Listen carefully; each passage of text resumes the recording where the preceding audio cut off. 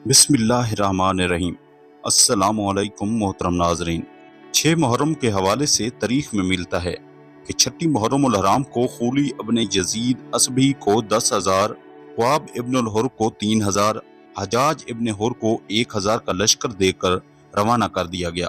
इनके अलावा छोटे बड़े और कई लश्कर अरसाल करने के बाद इब्न जियाद ने उमर इब्न साद को लिखा कि अब तक तुझे 80,000 का कूफी लश्कर भेज चुका हूँ। इनमें हजाजी और शामी शामिल नहीं हैं। तुझे चाहिए कि बिला हीला हुज्जत हुसैन को कत्ल कर दे।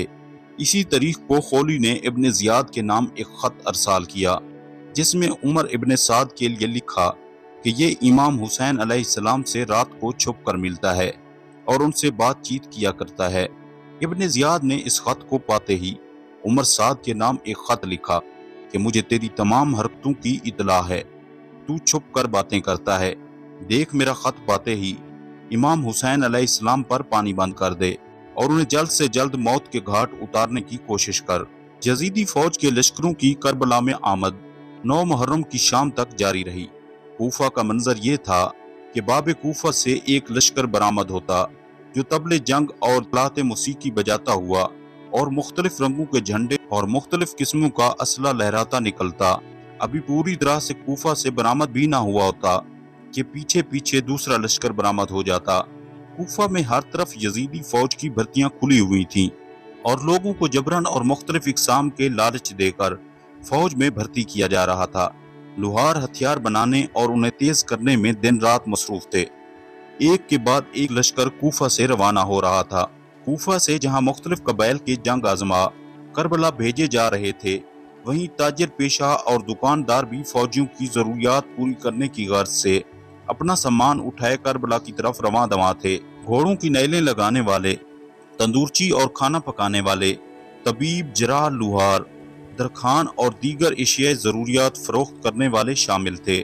6 मुहर्रम की रात को इब्न साद ने हजरत खुजीमा खुजीमी, कुछ मनाबे में इनका नाम शोहदाए करबला में शुमार किया गया है, इब्न जियाद के साथ करबला आए थे, लेकिन फिर इब्न जियाद को छोड़कर इमाम के साथ शामिल हो गए।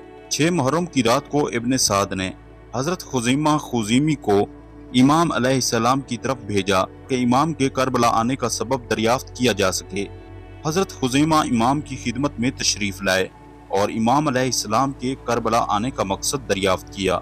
इमाम अलैहिस्सलाम ने फरमाया कि तुम लोगों ने ही तो खतूत लिख कर हमें बुलाया था। ये मुज़ाकरात काफी देर तक चलते रहे। इन मुज़ाकरात ने खुज़ैमा की काया पलट दी और वापस जाने से इनकार कर दिया और इमाम के साथ रह गए। करबला में यजीदी फौज के लश्करों की आमद देखकर हजरत हबीब इब्न मज़ाहिर ने इमाम हुसैन अलैहिस्सलाम से अर्ज की, मेरा कबीला बनी असद यहाँ करीब है, अगर आप इजाजत दें तो मैं इनके पास जाता हूँ और इनसे मदद तलब करता हूँ। इमाम ने इजाजत दे दी। जब रात हुई तो हबीब छुपते छुपाते इस कबीले तक जा पहुंचे। जब उन्होंने हबीब को देखा तो कहा, क्या बात है, आप इस वक्त खैरियत से आए हैं? हबीब ने उनको बताया कि फरजंद रसूल इस वक्त करबला में हैं और इनका खानदान भी हमरा है। मुमिनीन की एक जमात भी इनके साथ है। इनका एक आदमी 1,000 पर भारी है। इब्न साद के लश्कर ने उनको घेर रखा है। तुम मेरे कबीले के लोग हो और मुझ पर वाजिब है कि मैं तुम्हें नसीहत करूं। तुम लोग मेरी बात मानो और इमाम की नुसरत करो और मेरे साथ उन तक चलो और दुनिया और आखिरत का शरफ हासिल करो। खुदा की कसम, जो कोई उनकी नुसरत में शहीद होगा बहिश्त के आला तरीन दर्जे तक रसई हासिल करेगा और पैगंबर अकरम सल्लल्लाहु अलैहि वसल्लम के साथ होगा।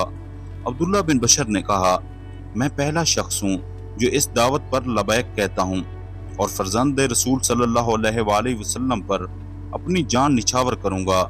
इसके बाद बनु असद के लोग जमा होना शुरू हो गए और उनमें से हर एक ने दूसरे पर सबकत का मुजाहरा किया। इस तरह 90 आदमी इकट्ठे हो गए और इमाम की मदद के लिए चल पड़े। इन्हीं लोगों में से एक मुनाफिक ने एक आदमी को उमर इब्न साद की तरफ रवाना किया, जिसने वहां पहुंचकर इस सूरत हाल से इब्न साद को आगाह किया। इब्न साद ने फौरन अरजक नामी शख्स की कमान में 400 सवारों का दस्ता रवाना किया कि वो बनु असद का रास्ता रोकें।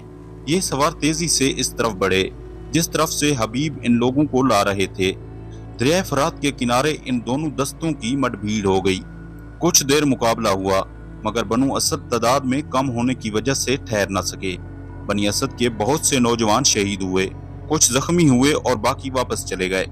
हबीब ने अजरक को पुकार कर कहा, आए अजरक, तुझ पर अफसोस है, इस जगह की बजाय तुझे कहीं और होना चाहिए था। लेकिन इन मरदूद पर कोई असर ना हुआ।